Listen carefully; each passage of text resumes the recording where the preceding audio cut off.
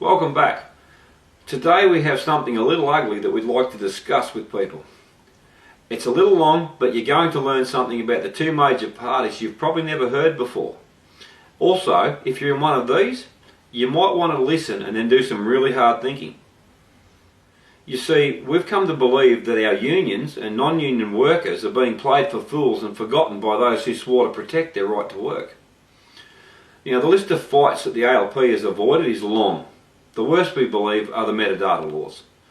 The ALP allowed that little horror show to go through with barely a whimper. Now, any government can, if they desire, sniff through organisational records, members lists, bank accounts, personal details.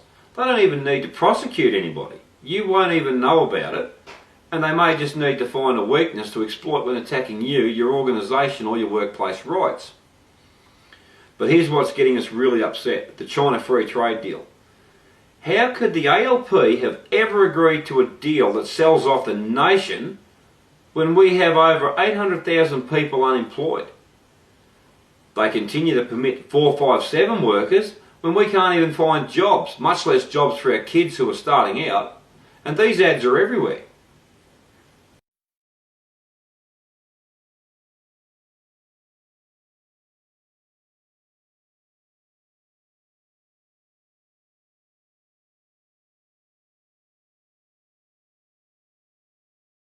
It seems the only time we hear of our traditional values anymore is in the lead up to an election.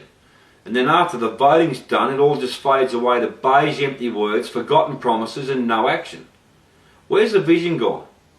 Where's the vision and supports for those that want opportunities, a chance to work and build, not sit home and put their hand out for government welfare?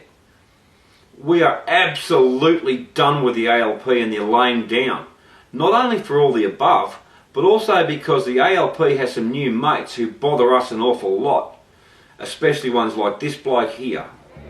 He's one of Australia's top political donors. If you want to rank him number one, probably you can. But just who is the mysterious Mr. Huang? Hey, I'm Dylan Welch from the ABC. How are you? Do you have someone who can... For a man who arrived in Australia only 4 years ago, Huang Chanran has made big strides.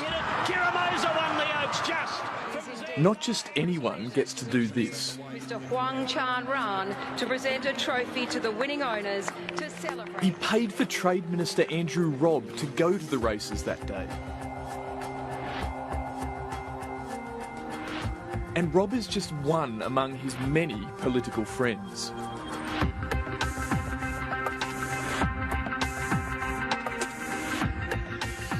It's no surprise he's got friends in high places.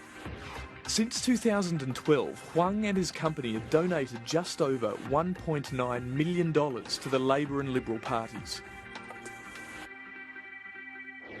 It's poisonous, and that's not just my view. That's the view of many people on the street. They simply can't understand why a property developer, or anyone else for that matter, would make large-scale donations to a political party. So I think that is why making friends to them, particularly making friends to politicians, to them is a very normal, legitimate thing. Now, what we find even more disturbing about the ALP's new friends is their overwhelming generosity. And no doubt they're seeking nothing in return for all the cash that they've been donating to both major parties. He came to Australia in 2011 and brought a $12.8 million home in one of Sydney's richest suburbs. Huang's company Yuhu has made 18 donations to Labor and the Liberals, dropping as much as $200,000 at a time. Huang's wife, Jeff Fang, has also donated $100,000. A person sharing Huang's last name and his home address also donated $200,000. The donations were mainly given in the weeks around the 2013 federal election. Before the election, Yuhu gave most of its money to Labor. After Abbott won, the money went overwhelmingly to the Liberals. I think the AC records indicate that Yuhu is a very significant donor to the major parties.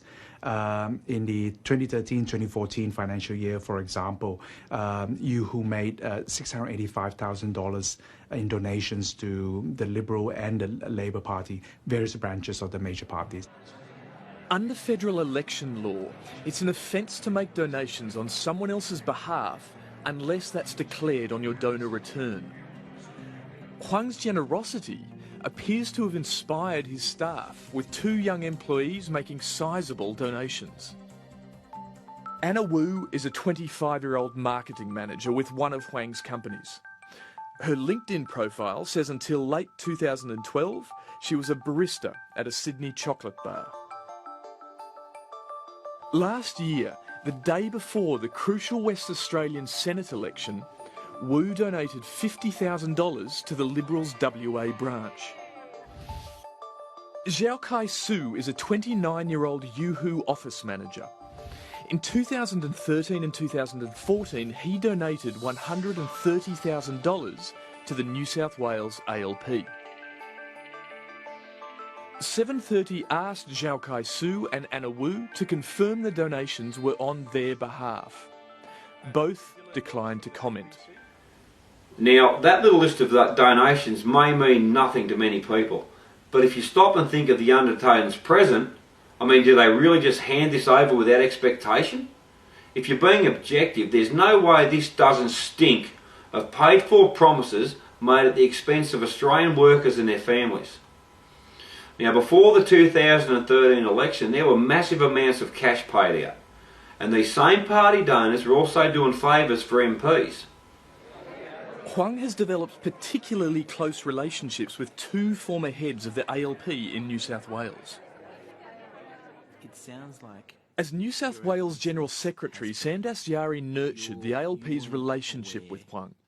At last year's launch of the Australia Guangdong Chamber of Commerce, Dastyari was effusive. The demonstration, Mr. Wong, of how highly you're respected, how much all of us respect you and the work you do. 3 weeks later, he declared Huang's company had paid a legal bill that Dastyari incurred as part of his role as New South Wales General Secretary.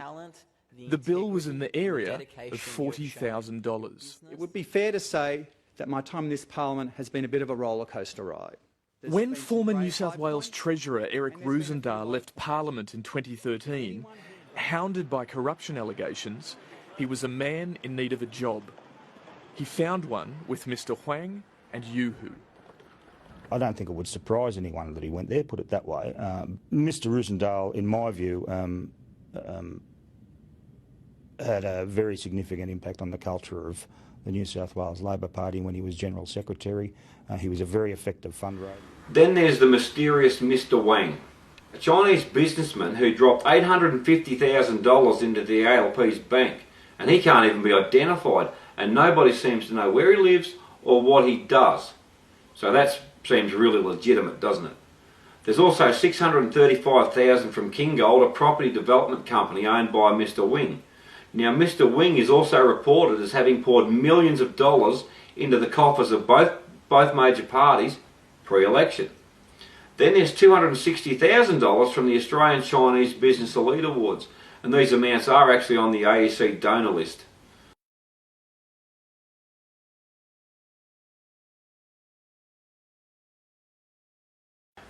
Now, all around Australia, workers and their families sit and wonder what could be making it almost impossible to afford a home in their own country. What's making it so difficult to obtain work to the point that 800,000 people now have none?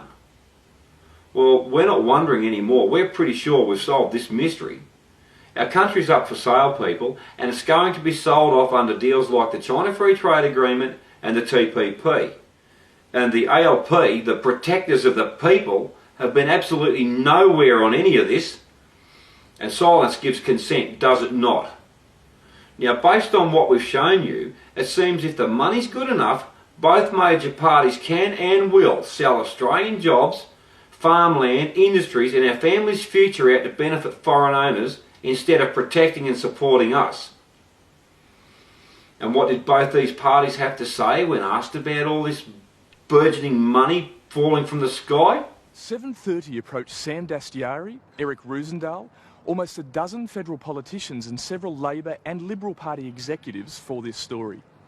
Not one was willing to go on camera and discuss the billionaire property developer. Now, honestly, if you've had enough of hearing stories like this, of seeing things like this, then click the link at the end of this video, join the Labor Coalition, and help us fight to regain control of our own country for us and our future. Because it's time that any party that plays Judas to the Australian people was shoved out the door. If you made it this far, thank you for watching.